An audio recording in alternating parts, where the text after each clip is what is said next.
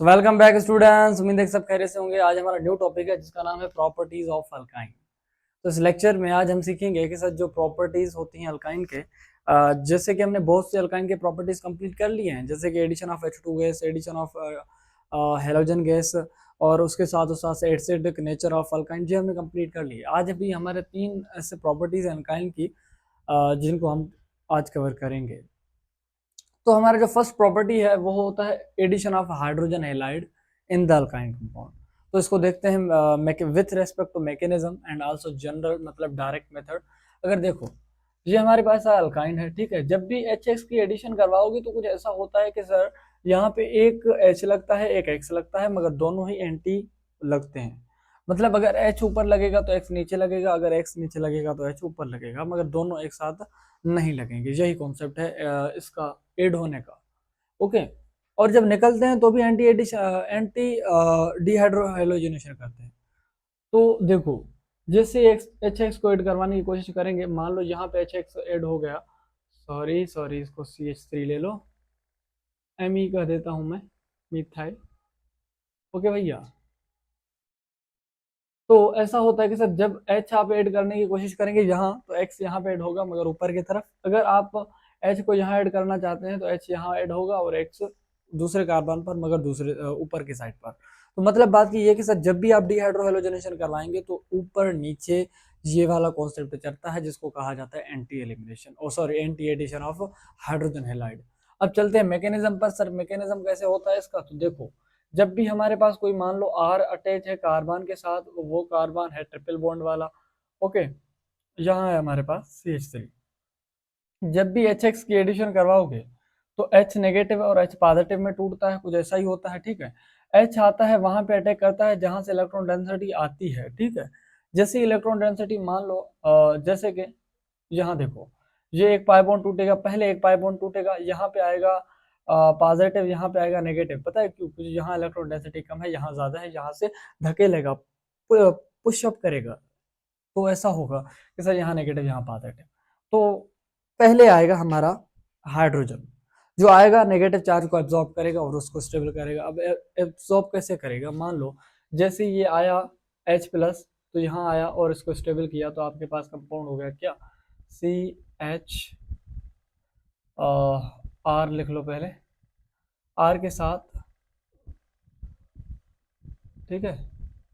R के साथ आपका कार्बन था, पहले था पॉजिटिव चार्ज, अब भी है पॉजिटिव चार्ज, और उसके साथ साथ आपके कार्बन पे जो नेगेटिव चार्ज था वो खत्म हो गया।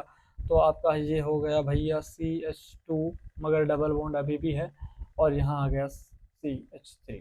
कुछ इस तरह से बन गया भैया। अब जो कार्बोकेटाइन रहता है ना हाइड्रोजन हैलाइड के केस में, अब वो होने की कोशिश करेगा रीअरेंज। जब भी कोई कार्बोकेटाइन बनता है तो वो रीअरेंज होने की कोशिश करता है, क्योंकि स्टेबिलिटी रीअरेंजमेंट से आती है, हाइपर कॉन्जुगेशन इफेक्ट के लिहाज से। तो देखो, अगर ये स्टेबल होने की कोशिश करे, R पता नहीं कुछ भी है, अगर वो स्टेबल होना चाहता होता, अगर वो हो सकता होता तो वो हो जाता, मगर अभी नहीं हो सकता, कि जो R का पता नहीं कि क्या है, 3 डिग्री है, 2 डिग्री है, 1 डिग्री है। बस इतना पता है कि सर ये कार्बन और ये कार्बन दोनों एक जैसे हैं। तो हाइड्राइड शिफ्ट ना करें तो देखो, अब ये पॉजिटिव है तो हेलोजन आएगा, इस पर अटैक करेगा, तो आपके पास कुछ कंपाउंड बन जाएगा। क्या होगा भैया? दूसरे केस में आएगा क्या? आपका X- अटैक करने। जैसे X- अटैक करने की कोशिश करेगा तो आपके पास कुछ कंपाउंड बन जाएगा इस तरह सा, carbon carbon single bond, carbon carbon double bond अभी तक, एंड CH2 CH3, और हेलोजन आया यहाँ पे अटैक किया। ये CH2 थोड़ी बनेगा, CH बनेगा खाली, ठीक है। तो आपके पास जो चीज बनी वो बनी इस तरह से। मान लो 1 मोल हाइड्रोजन हेलाइड ने रिएक्शन किया था, अगर 2 मोल लेता तो क्या होता? 2 मोल लेता तो आपका जो दूसरा H होता यहाँ ऐड हो जाता, दूसरा X यहाँ ऐड हो जाता। तो आप कुछ इस तरह से नोट करते। अगर मान लो ये जो रिएक्शन था ये 2 मोल होता, 2 मोल होता तो ये भी टूट जाता। ओके। तो 2 पॉजिटिव चार्ज यहाँ पे आते, ठीक है, 2 पॉजिटिव चार्ज आते, तो 2 एक साथ अटैक करने, एक हाइड्रोजन वैसे ही यहाँ लाजमी बात है, 2 हाइड्रोजन आते तो 2 अटैच करते तो ये CH2 बन जाता। ओके। तो आपके पास कंपाउंड कुछ इस तरह सा हो जाता कि X भी यहाँ आ जाता। तो आपके पास ये जो कंपाउंड बना, इसी कंपाउंड को कहा जाता है हाइड्रो हेलोजनेशन से बना हुआ कंपाउंड। तो हमारा ऐसा ही मैकेनिज्म होता है हाइड्रो हेलोजनेशन का अल्काइन के कंपाउंड में। तो हम बना तो रहे हैं सर कंपाउंड, मगर वो कंपाउंड कैसे बन रहे हैं सर, अल्काइन से बन रहे हैं हाइड्रोजन हेलाइड के अटैक करने से। और आपके पास जो कार्बन कार्बन के बीच में बॉन्ड रहता है वो भी सिंगल बॉन्ड, मतलब आप बना देते हैं अल्काइल हेलाइड। क्या बनाते हैं? अल्काइल हेलाइड, अल्किनल हेलाइड नहीं, ना ही अल्काइनल हेलाइड, आप बना रहे हैं अल्काइल हेलाइड। ओके भैया। तो इसी तरह से ये मैकेनिज्म होता है, इसके एग्जांपल भी करेंगे बाद में, अभी तक हम दूसरे एग्जांपल को देख लेते हैं। उसके बाद है हमारा मेथड नंबर 5, मेथड नंबर 4 है मगर उसको बाद में देखते हैं, पहले इसको देखते हैं। आपने जब HS का एडिशन किया था तो इस तरह से कंपाउंड बन जाते थे। अगर आप करवा देते H2O के एडिशन तो क्या बनता? यही मैकेनिज्म देखेंगे, इसी कॉन्सेप्ट को देखेंगे। तो आते हैं रिएक्शन पे। देखो हमारे पास एक नाम होता है कोचर्व रिएक्शन, इसका नाम ही कुछ डिफरेंट है, इसको कहा जाता है कोचर्व रिएक्शन। ओके, जिसमें पहली बात ये डाइल्यूट H2SO4 लेता है, उसके बाद HgSO4 लेता है, प्लस में आप H2O भी ले लेते हैं कभी। ये तो उसका सॉल्यूशन दे देता है, मगर इस कॉन्सेप्ट को समझो। देखो जब H2O देता है ना भैया, मान लो इसको अगर शॉर्ट फॉर्म करके इसका लिखूँ तो लिख सकता हूँ, ठीक है। ये H2 टूटता कैसे है सर? OH माइनस और H प्लस में टूटता है, ठीक है। OH माइनस और H प्लस में टूटता है, कुछ इस तरह से टूटता है। अब दूसरे फेज में ऐसा होता है कि सर आपका पहले जाता है अटैक करने, क्या? H प्लस जाता है अटैक करने, H प्लस जाएगा अटैक करने, मगर उससे पहले ये जो आपका जो ट्रिपल बॉन्ड है ये टूटने लग जाता है, ठीक है। अगर एक बॉन्ड टूटेगा पहले तो कुछ ऐसा होगा कि सर यहाँ पे आ जाएगा क्या, नेगेटिव, यहाँ पे आ जाएगा पॉजिटिव चार्ज। तो H आएगा यहाँ अटैक करने, तो ये बन जाएगा CH2। और उसके बाद दूसरे फेज में आएगा OH आपका यहाँ, तो आपका बन जाएगा कुछ इस तरह सा कंपाउंड, मतलब OH आपका लग गया इस तरह से। तो अगर इसको देखा जाए तो रिएक्शन के दौरान आपको पता चलेगा कि सर आपका जो कंपाउंड था वो कुछ इस तरह से बना भैया, CH3 कार्बन और डबल बॉन्ड एंड CH2, और आपका यहाँ ऊपर लगा क्या, OH, ठीक है। ये कंपाउंड स्टेबल होता नहीं, तो ये फर्दर रिएक्शन में जाता है, क्यों जो आपके डबल बॉन्ड के साथ OH ग्रुप अटैच है तो वो कुछ स्टेबिलिटी नहीं देता। तो कुछ ऐसा होता है कि सर यहाँ से H प्लस निकाल जाता है, H प्लस निकल जाता है। जैसे यहाँ से H प्लस निकलता है, H प्लस निकलता है तो यहाँ पे चार्ज आ जाता है क्या भैया, नेगेटिव, नेगेटिव चार्ज आ जाता है। सॉरी सॉरी सॉरी, यहाँ से H माइनस निकलता है, H माइनस निकल जाता है तो यहाँ आ जाता है पॉजिटिव चार्ज। तो ये पाई बॉन्ड टूटता है, यहाँ से बॉन्ड बनाने की कोशिश करता है, तो आपके पास कुछ कंपाउंड इस तरह से बन जाता है। कार्बन कार्बन के बीच में पहले होता है पहले था डबल बॉन्ड, अब है ट्रिपल। एंड आप इस तरह से देख सकते हैं आपके पास कुछ कंपाउंड हो जाते हैं, CH। ओके, तो आपके पास बन गया क्या, एसीटोन बन गया, कीटोन बन गया। तो कुचेर रिएक्शन के लिहाज से हम जब भी अल्काइन की रिएक्शन करा देंगे H2O से, तो पहले इनोल बनेगा, अल्कोहल बनेगा। मगर दूसरे फेज में आप देखते हैं, दूसरे स्टेप में आप देखते हैं कि सर इनोल से वो कन्वर्ट हो जाता है किसी एसीटोन या कीटोन में, तो इसी को ही कहा जाता है Kucherov reaction. And that is a property of, that is a chemical property of किसकी, सर अल्काइन की। दूसरा एग्जांपल देख लेते हैं, मान लो ये हमारे पास एग्जांपल है। अब देखो कुछ ऐसा होता है कि सर यहाँ से स्टेबिलिटी मिल रही है, तो मान यहाँ पे आ जाता है नेगेटिव चार्ज, यहाँ पे आ जाता है पॉजिटिव चार्ज। तो जब भी आप Hg+2 से और उसके साथ साथ H2O के साथ रिएक्शन कराएंगे तो ये OH माइनस H प्लस में टूटता है। तो पहले आता है आपका H प्लस अटैक करने, तो इस पर अटैक करता है, तो सॉरी सॉरी, एक पाई बॉन्ड टूट गया, पहले पहले एक ही पाई बॉन्ड टूटता है। तो आपका कुछ ऐसा बनता है कि सर यहाँ पे पॉजिटिव है, तो लाजमी बात है कि सर जैसे ही OH आएगा तो यहाँ अटैच होगा, H प्लस आएगा तो यहाँ अटैच होगा। तो आपके पास कंपाउंड कुछ इस तरह सा बन जाता है, पहले सॉरी सॉरी PH, एंड उसके साथ कार्बन के साथ बनता है क्या, OH, carbon double bond, carbon के साथ यहाँ आ जाता है H, ठीक है, और प्लस में आ जाता है आपका CH3। तो इस तरह का आपके पास प्रोडक्ट बन जाता है। और जैसे इस तरह का प्रोडक्ट बन जाता है, ये स्टेबल होता नहीं, कि जो डबल बॉन्ड के साथ, डबल बॉन्ड वाला कार्बन है उसके साथ वो OH ग्रुप आगे लगा है, वो इलेक्ट्रोनेगेटिव है, वो इलेक्ट्रॉन पेयर को खींचने की सलाहियत जरूर रखता है। जैसे ही सलाहियत रखता है तो लाजमी बात है ये पाई बॉन्ड आएगा इसके साथ स्टेबिलिटी करने की कोशिश करने के लिए, तो यहाँ से H माइनस निकल जाएगा, तो आपके पास कुछ कंपाउंड बन जाता है, जैसे कि carbon, sorry PH, carbon, carbon के बीच में पहले था डबल बॉन्ड, अब है सिंगल, एंड यहाँ आपका CH3, और इस साइड पे आपके आ गया क्या, ऑक्सीजन, मतलब एसीटोन या कीटोन। कि जो कार्बन के साथ अगर ऑक्सीजन का डबल बॉन्ड है तो वो कैसे कीटोन या एसीटोन का फंक्शनल ग्रुप होता है। तो इसीलिए कहा जाता है कि सर जब भी आप कुछ और रिएक्शन करवाते हैं तो पहले आपके पास इनॉल बनता है, वो रिएक्शन स्टेबल नहीं होता तो फिर वो टेट्रामराइज कर देता है और आपके पास जो कंपाउंड बन जाता है वो कीटोन एसीटोन जैसा बन जाता है। ये स्मॉल सा कॉन्सेप्ट था। एंड चलते हैं अदर रिएक्शन पे जिसका नाम है साइक्लिक पॉलीमराइजेशन। अब साइक्लिक पॉलीमराइजेशन क्या होता है, जब भी अल्काइन की रिएक्शन आप करेंगे रेड हॉट ट्यूब में तो वो साइक्लिक पेयर बना देता है और आपके पास एक साइक्लिक रिंग बनता है जिसको कहा जाता है बेंजीन, कभी कभी मेसिटाइन भी बन जाता है। अब कैसे होता है देखो, अगर आप कंपाउंड ले रहे हैं CH ट्रिपल बॉन्ड CH, ये हमारे पास कंपाउंड है। अगर इसको आप रेड हॉट ट्यूब में आप अगर रिएक्शन करवा रहे हैं,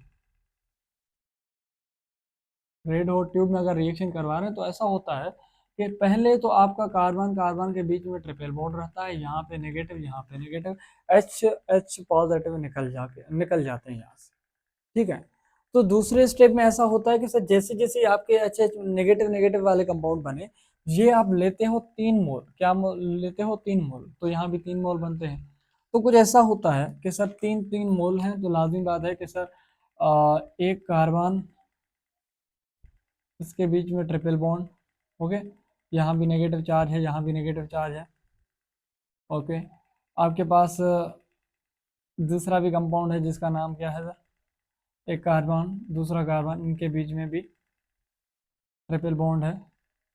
और आपके पास दूसरा भी है जैसे कि ये कार्बन कार्बन जिनके बीच में ट्रिपल बॉन्ड है, इस तरह से होता है।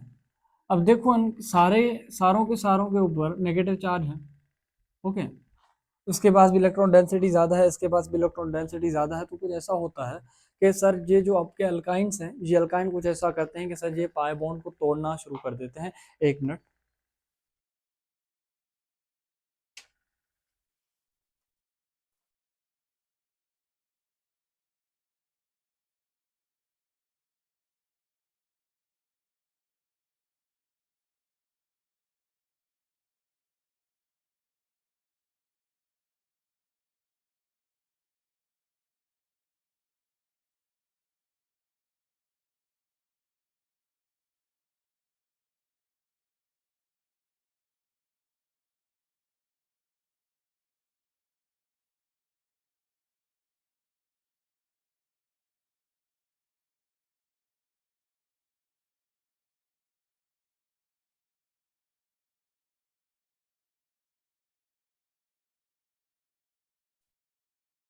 ओके।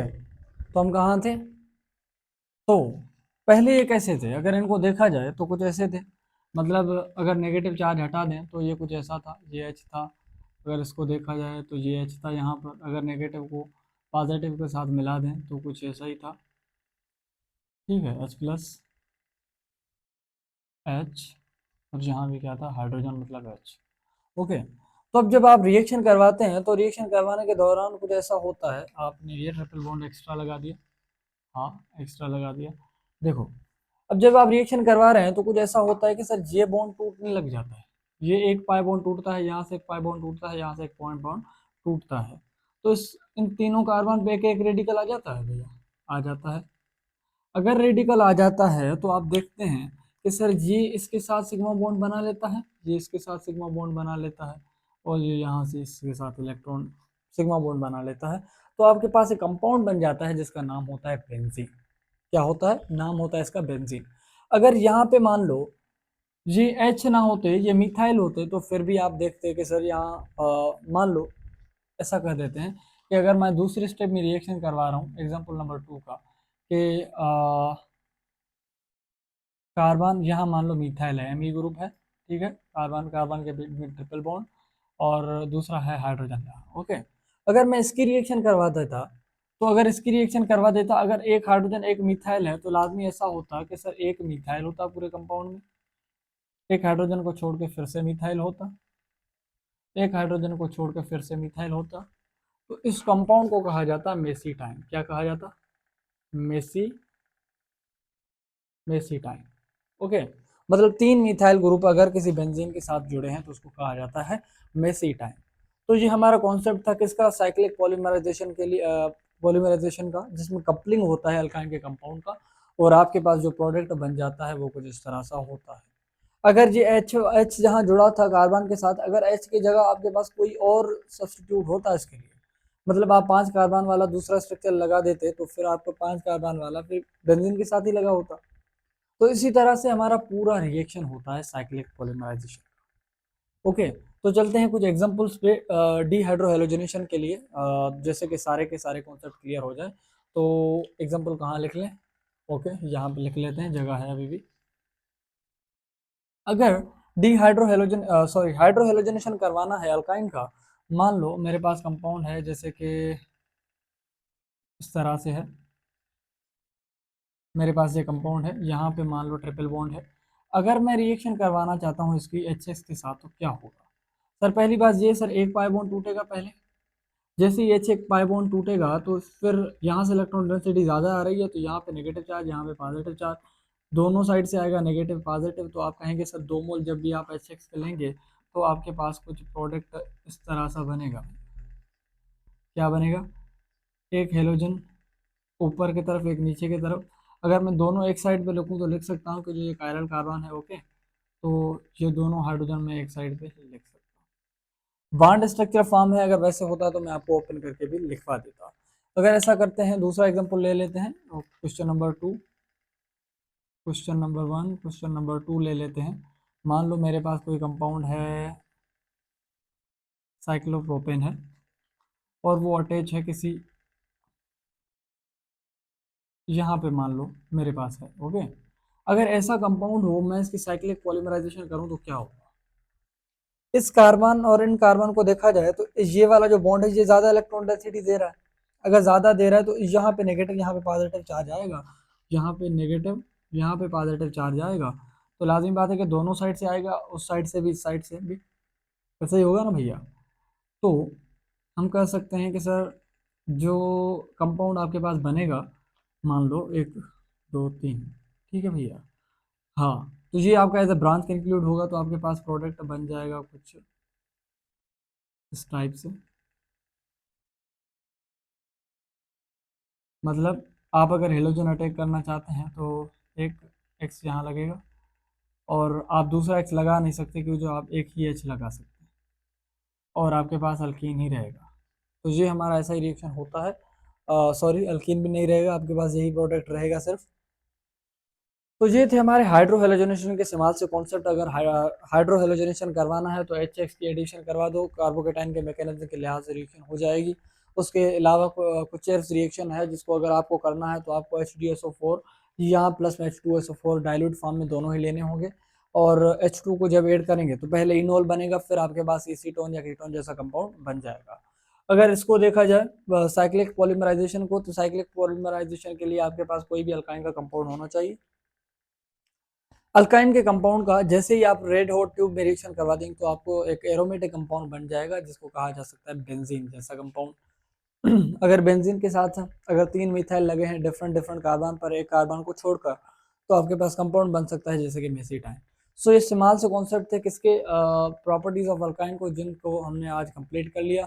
सो खुदा हाफिज to the chemical properties of alkyne, and next lecture में मिलेंगे जो मेरे ख्याल से बेंजीन के मेथड ऑफ प्रिपरेशन के मुतालिक होगा। सो आज के लिए